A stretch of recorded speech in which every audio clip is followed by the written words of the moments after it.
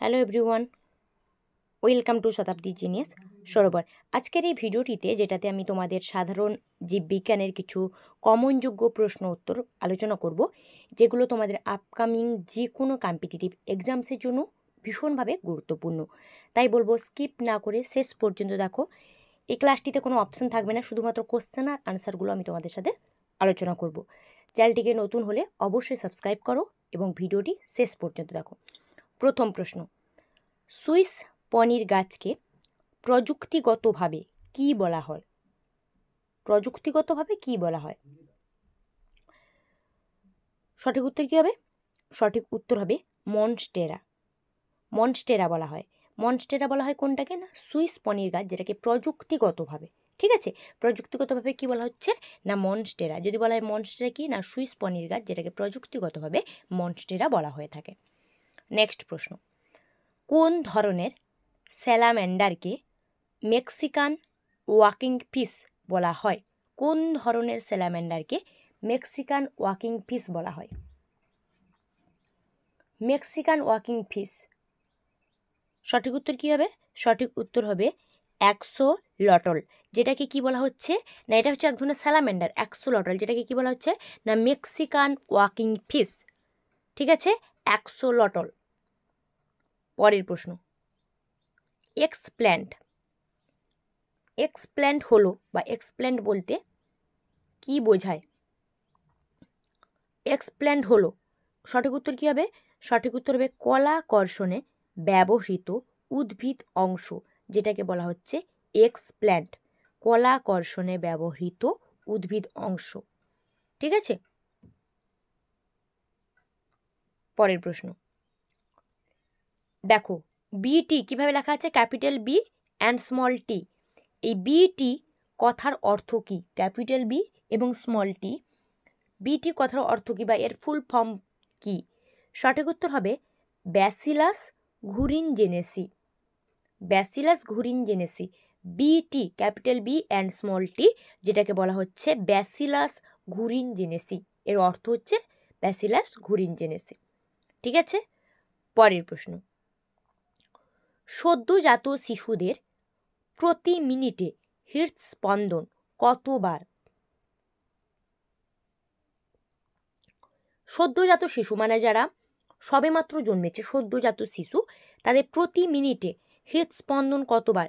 সঠিক উত্তর হবে 120 বার।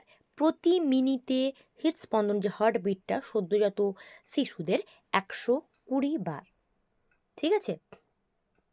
নেক্সট, স্ত্রী দেহে হৃৎপিণ্ডের ওজন কত? স্ত্রী দেহে হৃৎপিণ্ডের ওজন কত? স্ত্রী দেহে হৃৎপিণ্ডের ওজন কত হবে? আনসার হবে 280 গ্রাম। স্ত্রী দেহে হৃৎপিণ্ডের ওজন হচ্ছে 280 গ্রাম। আচ্ছা, পরের প্রশ্ন চলে যাব।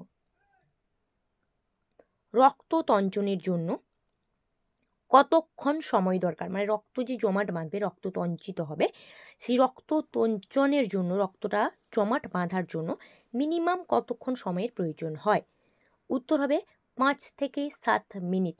মানে রক্তক্ষরণের ঠিক 5 থেকে 7 মিনিটের মধ্যে রক্ত তঞ্চন হয়ে রক্ত জমাট বাঁধতে শুরু করে, ঠিক আছে।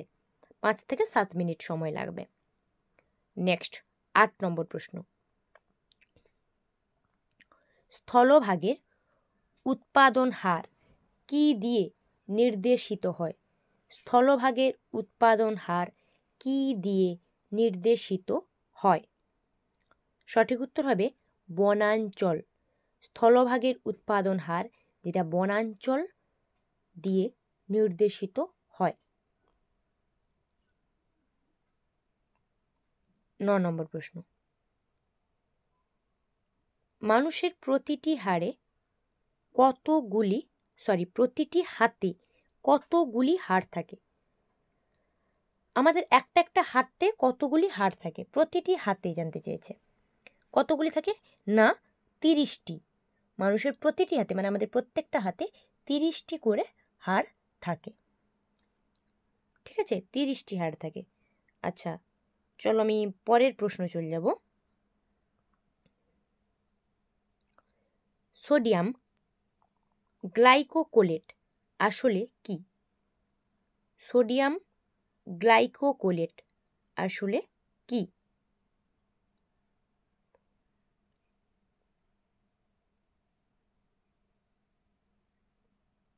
সোডিয়াম গ্লাইকোক্লোর হচ্ছে আসলে কি বলতো না, আসল হচ্ছে পিত্ত লবণ, যেটাকে বলা হচ্ছে সোডিয়াম গ্লাইকোলেট। যা যদি থাকে যে পিত্ত লবণ, তার রাসায়নিক নাম কি? না, আনসার হবে সোডিয়াম গ্লাইকোলেট। ঠিক আছে, বোঝাতে পারলাম? আমি আজকে এই 10টা প্রশ্ন তোমাদের সাথে আলোচনা করলাম, যেগুলো খুবই গুরুত্বপূর্ণ বাছাই করে এখানে প্রশ্ন আমি নিয়েছি তোমাদের জন্য, যেগুলো সাধারণ জীববিজ্ঞানের উপর মূলত ভিত্তি করে প্রশ্নগুলো। তো তোমরা যদি কোনো উত্তর নিয়ে কনফিউশন তোমাদের থাকে, তোমরা অবশ্যই কমেন্ট করে জানাও আমাকে। সাউন্ড সম্বন্ধে কোনো প্রবলেম থাকলে সেটাও কমেন্ট করে আমাকে বলো, এবং চ্যানেলটিকে সাবস্ক্রাইব করো।